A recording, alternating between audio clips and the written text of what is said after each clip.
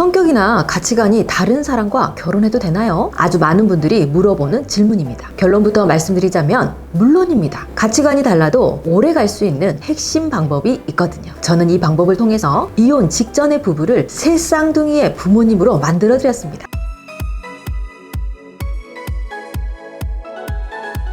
안녕하세요. 결혼 문제의 근본적인 해결책을 핵심만 간결하게 전달해드리는 부부해결사 정다원입니다. 아무리 사랑해도 서로 다른 성향과 가치관 때문에 갈등하는 부부가 참 많습니다. 그런데 성격과 가치관이 똑같으면 안 싸우고 다르면 싸우는 걸까요? 만약 그렇다면 태어날 때부터 서로 다른 99% 이상의 부부들은 매일 싸워야 정상일 겁니다. 하지만 그렇지 않죠. 그래서 오늘은 이혼 위기까지 갔던 10살 차이 부부의 실제 사례를 통해 성격이나 가치관이 달라도 잘 살아가는 방법을 말씀드릴 겁니다. 사례를 듣고 여러분이라면 어떻게 했을지 한번 생각해보세요. 이 부부는 아내와 남편의 나이가 10살 차이나 나다 보니까 달라도 너무 달랐습니다. 아내는 방을 예쁘고 아기자기하게 꾸미는 것을 좋아했지만 남편은 각을 딱딱 맞추고 싶어 했고요. 아내는 통장 관리를 각자 해야 된다고 생각했지만 남편은 아내가 돈을 모으면서 자신은 용돈 받기를 바랬습니다. 무엇보다 가장 문제였던 건 바로 시부모님 간섭이었는데요. 결혼 이후 시부모님이 전화를 계속 강요하셔서 아내는 무척 스트레스를 받았지만 남편은 대수롭지 않게 넘겼습니다. 명절이 되어 지방으로 운전을 할 때도 시아버지가 전화를 해서 우리 아들 운전하다가 사고 나면 안 되니까 너도 잠들지 말아라 라며 잔소리를 했습니다. 남편은 그런가 보다 했지만 이 일을 계기로 아내는 화가 머리 끝까지 터지게 되었죠. 이렇게 성격부터 추구하는 결혼 생활까지 다르다 보니까 이 부부는 우리는 세대 차이가 너무 나서 이혼이 답이다 라고 입버릇처럼 말했고 아이를 가지게 되면 나중에 이혼마저도 하기 어려울 것 같아 고민을 많이 했습니다. 지푸라기라도 잡는 심정으로 상담소를 찾아다녔지만 효과가 없었고 마침내 저희 상담센터에서 해결하게 된 케이스입니다. 사례를 들어본 여러분, 만약 내가 사랑하는 사람을 만나서 결혼을 했는데 이렇게 가치관이나 성격이 너무 다른 부부는 어떻게 될까요? 확실한 점은 헤어지고 새로운 사람을 만난다고 해서 달라지는 것은 없다는 점이에요. 오늘 말씀드릴 점을 깨우치지 못한다면 성격 잘 맞는 사람을 만나도 마찬가지거든요. 이렇게 성격이 다른 부부는 뭐가 필요할까요? 결론부터 말씀드리자면 서로의 성향을 실제로 공부해야 합니다. 그런 부부 사이가 정말 극적으로 달라져요. 제가 두 분께 성향 검사를 실시한 결과 아내는 마음과 머리형 성향이 나왔고 남편은 장형과 머리형 성향이 나왔습니다. 이 성향들이 아직은 생소하시죠? 걱정하지 마세요. 제가 아주 쉽게 설명해 드릴 테니까요. 혹시라도 내 배우자의 성향이 궁금하시다면 우측 상단의 카드를 통해 검사해 보시는 것도 도움이 되실 거예요. 다시 돌아와서 이 두 분은 둘 다 논리적인 것을 좋아하는 머리형이었어요. 모든 일에는 이유가 납득이 되어야만 수용할 수 있는 타입이죠. 그런데 마음형이 섞여 있는 아내는 논리적인 것도 중요하지만 자신의 감정이 상할 법한 요구, 특히 이유 없이 간섭하는 시부모님의 행동을 절대 수용할 수가 없었죠. 그리고 사랑한다고 직접 말을 해주면서 마음을 어루만져줘야 사랑받는다고 느끼는 성향이었어요. 반대로 장형이 섞여 있는 남편은 예의 범절을 굉장히 중요시 여겨서 논리적인 것도 중요하겠지만 부모님의 의견을 거스르는 것은 있을 수 없다고 생각했습니다. 특히 남편의 사랑 표현법은 일일이 표현하는 것이 아니라 가치 있는 것이 사랑이었어요. 사랑하지 않으면 함께 하지도 않는 거죠. 또 다른 구체적인 일화를 들려드리자면 꾸미는 걸 좋아하는 이 마음형 아내는 남편을 위해 옷을 사줬습니다. 남편을 멋지게 만들어주고 싶은 마음이 담긴 사랑 표현이죠. 그런데 실용적인 것을 좋아하는 행동형 남편에게 옷에 돈을 쓰는 건 쓸데없는 짓이었죠. 오히려 아껴서 아내와 맛있는 걸 먹는 게 더 낫다고 생각했습니다. 둘은 분명 사랑을 표현했습니다. 하지만 상대의 사랑 표현법을 모른 채 자신만의 방식으로 사랑해와서 문제가 생겼던 거죠. 이 상태에서 시부모 갈등이라는 큰 문제까지 만나니까 서로를 더 이해할 수 없었던 거예요. 일단 저는 시부모님 간섭이라는 큰 문제부터 해결해 드리기로 결심했고 전통적인 성향을 가진 남편에게는 진짜 효도의 의미에 대해서 알려드렸어요. 최고의 효도는 완전한 독립이며 부모에게 잘하는 것이 아니라 부부가 서로 잘 사는 모습을 보여드리는 게 진정한 보답이다. 설령 부모님께 대접해 드려야 한다고 하더라도 그건 부모님이 나를 키우기 위해 노력해 주셨기 때문이다. 그러니 지금까지 키워준 적 없는 며느리는 효도의 의무에서 제외시켜야 한다 라고 있다고 말씀을 드렸습니다. 아내에게도 진짜 어른스러운 결혼 생활에 대해서 말씀드렸죠. 결혼했다는 것은 완전히 독립해서 새로운 가정을 꾸렸으며 진정한 어른이 되었다는 뜻이다. 하지만 어른이 된다는 것은 내 삶을 주체적으로 살기 위해 싫은 일도 필요할 때는 마다하지 않고 해내는 사람이 되는 것을 의미한다. 또한 남편 앞에서 어머니에 대해 부정적으로 말하는 것은 남편이 느끼기에는 키워주신 부모님을 배신하라는 의미처럼 들릴 수 있다는 것을 알아야 한다. 그래서 남편도 머리로는 아내의 편을 들어줘야 한다는 것을 알지만 정작 말로는 공감해주기 어려운 것이다. 결코 나를 싫어해서 그렇게 행동하는 것이 아니다. 라는 점을 알려줬습니다. 이런 기본적인 개념들부터 하나 둘씩 이해를 하고 나니까 그때부터 행동이 바뀌기 시작했습니다. 성향을 이해하고 나니까 그때부터 이 사람의 행동이 잘못이 아니라는 것을 깨닫게 되거든요. 소한테 너는 덩치는 산만하면서 왜 고기를 못 먹냐고 한탄을 해오다가 소는 풀 뜯어야 되는 존재라는 것을 깨닫게 되면서 화가 사라진 거죠. 그 뒤로 남편이 먼저 바뀌기 시작했습니다. 아내의 성향을 깨닫고 난 이후부터는 시부모님과 독립하기 위해 노력을 하고 방의 각을 딱딱 잡는 자신의 습관 또한 이건 그냥 자신의 성향일 뿐 정답이 아니라는 것을 깨닫고는 더 이상 강요하지 않게 되었습니다. 또한 마음에 있는 사랑을 입 밖으로 표현하기 시작했죠. 이렇게 먼저 달라진 남편의 모습을 본 아내는 다시 사랑받는다고 느꼈고 아내분도 마음을 열게 되어 남편을 위한 일이라면 귀찮은 일이라도 마다하지 않고 수용하는 자세 그리고 남편이 평소에 좋아하는 표현 방식을 적극적으로 보여줬습니다. 그 결과 이혼까지 결심했던 이 부부는 새 쌍둥이의 엄마 아빠가 되셨어요. 이처럼 성향이 달라도 상대의 성향과 사랑 표현 방식이 무엇인지만 깨닫는다면 정말 새로운 삶이 펼쳐지게 됩니다. 내가 원하는 순탄하고 행복한 결혼 생활이 시작되는 거죠. 그래서 저희 상담센터에 오시는 많은 부부들이 처음에는 얼굴에 먹구름이 잔뜩 낀 채로 왔다가 상담과 교육이 끝나고 나면 해처럼 밝은 얼굴로 손을 잡고 나가시더라고요. 저도 그런 모습을 보는 게 정말 뿌듯하고 즐겁습니다. 혹시라도 부부 문제 때문에 갈등을 겪고 계시거나 결혼 생활에 대해서 궁금한 부분이 있으신 분들은 상담센터를 찾아오지 않으셔도 괜찮으니 편하게 댓글로 어려움을 남겨주세요. 제가 답변 드릴 수 있는 부분은 성심성의껏 답변 드리도록 하겠습니다. 구체적인 상황 설명이 필요하신 분들은 부부 상담 카페 링크를 달아드릴 테니 상담 받고자 하는 내용을 남겨주세요. 저는 지금까지 부부 해결사 정다원이었고요. 다음 시간에도 더 도움이 되는 실제 사례와 함께 찾아오겠습니다. 감사합니다.